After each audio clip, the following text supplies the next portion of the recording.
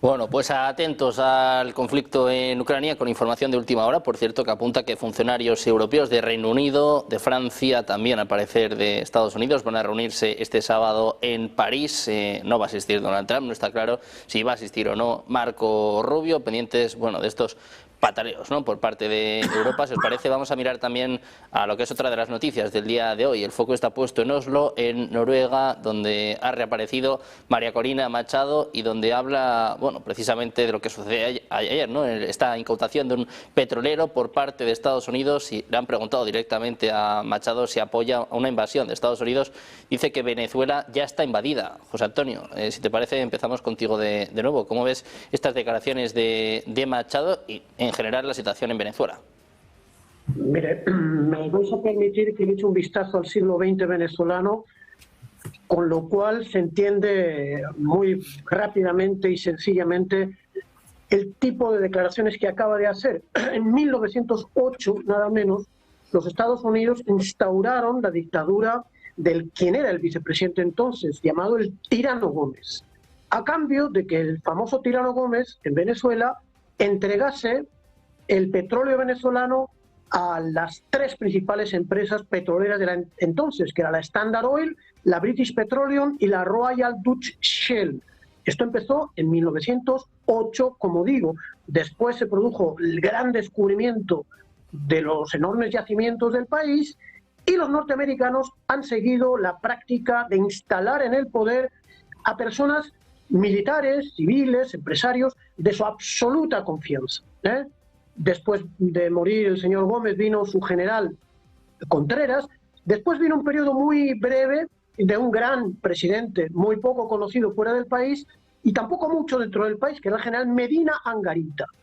El general Medina Angarita empezó a pedir a las empresas que acabo de citar que pagasen impuestos. Resultado, la embajada norteamericana, junto con un dirigente supuestamente de izquierdas, pero que en realidad es un hombre que siempre había servido y sirvió a la familia Rockefeller, que eran los accionistas principales de la compañía Standard Oil of New Jersey, que hoy luego se desmembró, pero siempre la familia Rockefeller, dieron un golpe de estado al señor Medina Angarita y volvió la misma senda de instalar a presidentes. El general Pérez Jiménez, por ejemplo, sirvió a los norteamericanos hasta que planteó una red ferroviaria para el país y los norteamericanos lo sacaron. Luego vino la supuesta democracia y el señor Rómulo Betancourt, que había contribuido a derrocar a Medina Angarita por afectar los intereses petroleros, que era un trotskista que fundó Acción Democrática, el trotskista de la familia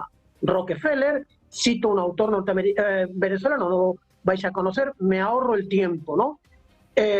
Siguió la misma norma de crear un Estado semicolonial. La señora María Corina Machado, en lugar de ser una política de izquierdas o una militar de raigambre gomecista, es, curiosamente, desde el año 2002-2003, una hija de las grandes familias venezolanas oligárquicas. Por ejemplo, desciende de una familia que está en el poder en Venezuela económico desde que la Real Compañía Guipuzcoana de Caracas toma el poder político y económico. Estoy hablando del siglo XVIII. Esta señora viene de esa raigambre, los Zuluaga. Pero sobre todo es una señora criada en los Estados Unidos, habla inglés mejor que español, y cuando está justificando ahora que Venezuela debe de ser invadida por los norteamericanos, porque según ella ya ha sido invadida, simplemente lo que está haciendo es repetir la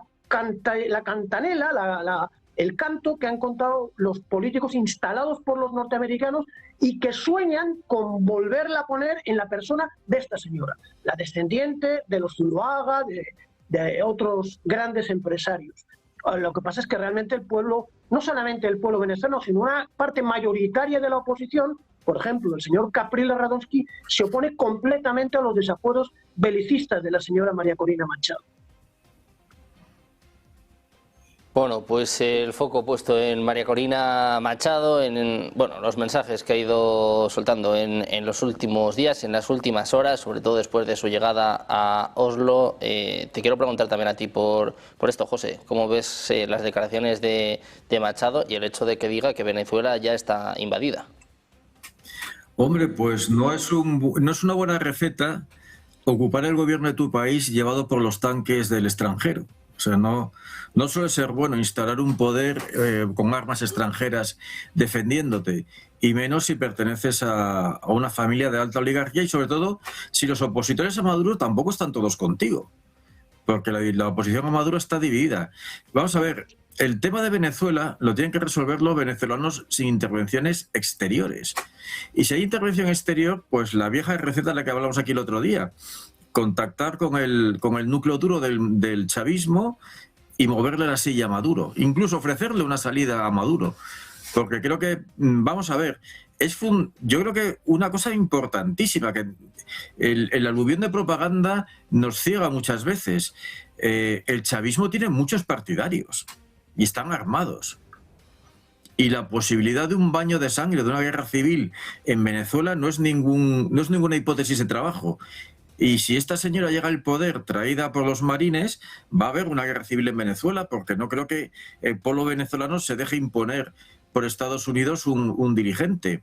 Es decir, si queremos que Maduro caiga, hay que dinamitar el chavismo desde dentro. O sea, no sé, un ataque frontal de este estilo es sencillamente suicida. Incluso en el hipotético caso de que triunfara, pues tendríamos una Venezuela en una situación terrible. Y creo que, en primer lugar, lo que habría que intentar buscar es, primero, conseguirle una salida a Maduro, y segundo, buscar una reconciliación, si es posible, de los venezolanos. Ya sé que esto suena como a chino, pero en España lo hicimos. O sea, tampoco es tan complejo. Bueno, es complejo, lleva tiempo, pero cualquier salida que no esté consensuada por el pueblo venezolano y que aplaste una parte de la nación para satisfacer a otra, no va a ser buena. Entonces, vamos a ver, yo no creo que haya una aventura militar, porque me parece que efectivamente es una aventura. Realmente no sabemos qué disposiciones de defensa les están trayendo los chinos y los rusos a los venezolanos. Puede haber una gran sorpresa si esta gente recibe cierto tipo de armas.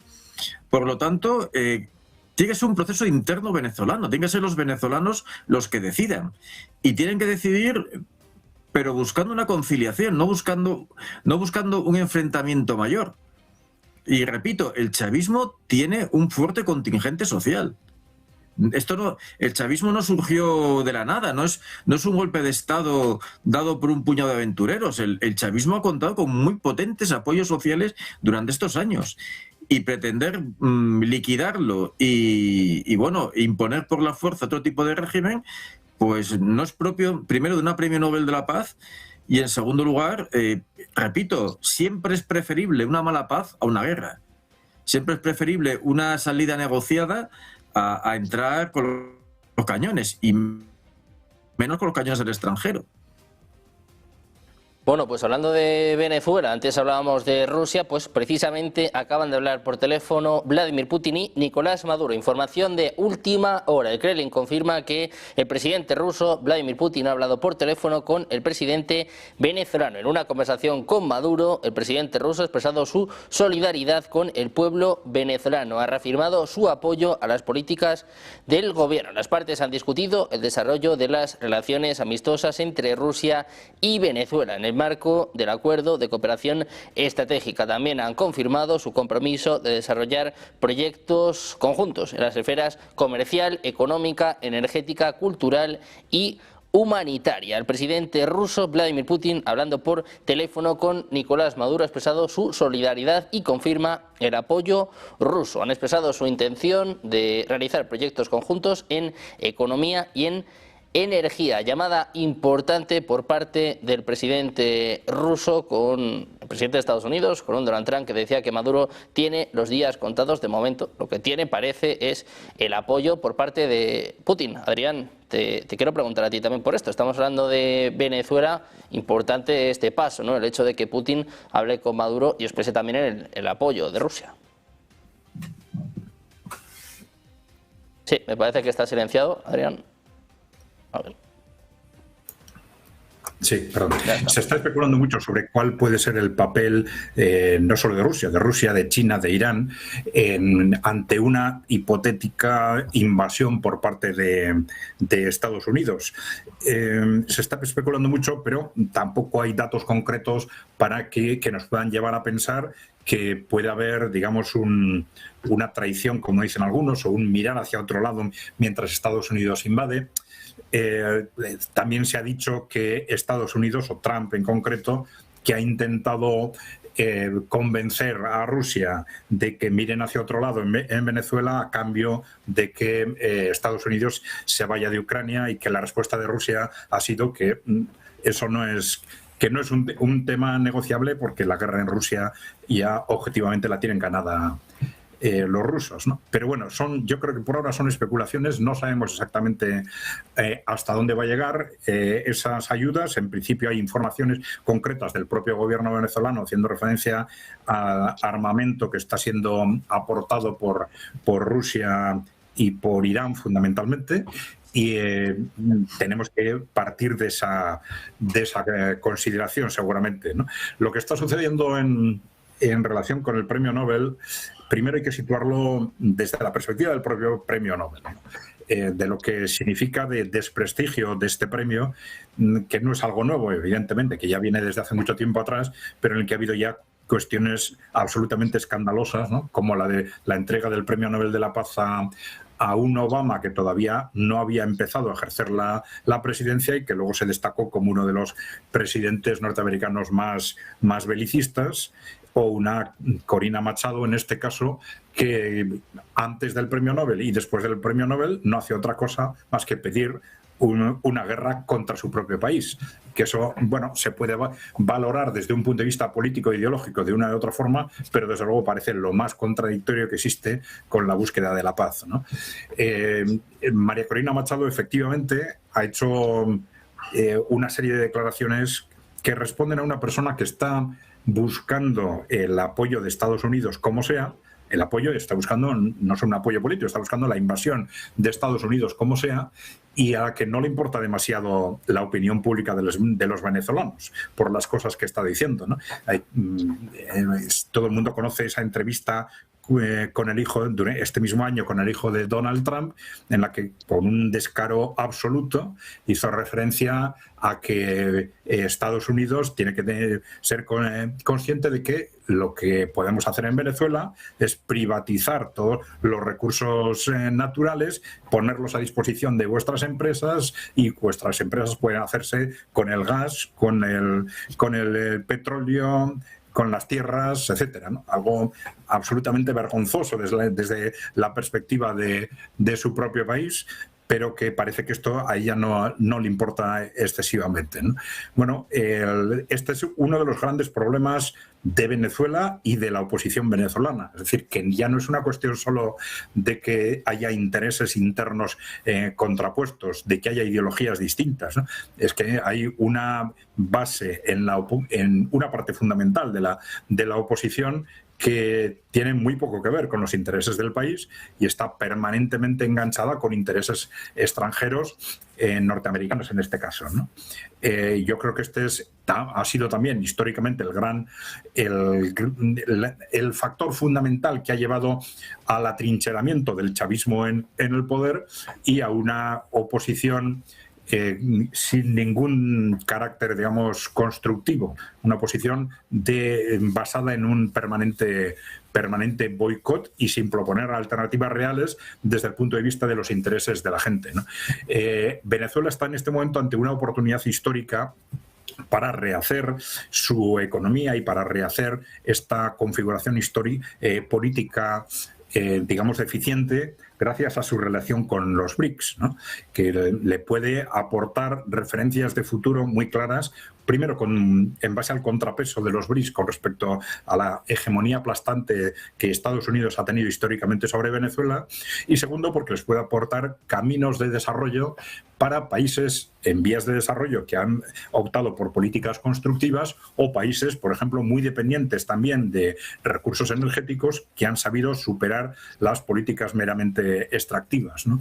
Pero claro, los BRICS les aportan una oportunidad, pero esto no es ninguna garantía. Es decir, Venezuela se lo tendrá que ganar a pulso, y para eso necesita tiempo, un tiempo que precisamente por eso los norteamericanos seguramente no quieren darle. Entonces tendríamos que situar el contexto actual dentro de esa perspectiva, primero, de que Estados Unidos no quiere dar tiempo a Venezuela para que se les escape ya de forma definitiva hacia el contexto de los BRICS, y por otro lado la estrategia de Estados Unidos del trumpismo en concreto, de apostar por resituarse en el mundo multipolar en base a aceptar el peso que en otros continentes tienen países como China o Rusia, pero intentar hegemonizar de alguna forma, no sabemos si América en su conjunto o por lo menos América del Norte, y tampoco tenemos muy claro en base a qué criterios, si van a ser siguiendo los criterios tradicionales de ocupación o va a ser en base a otros tipos de influencia. Pero evidentemente estos gestos agresivos de Donald Trump no hacen prever nada positivo en este sentido, ¿no?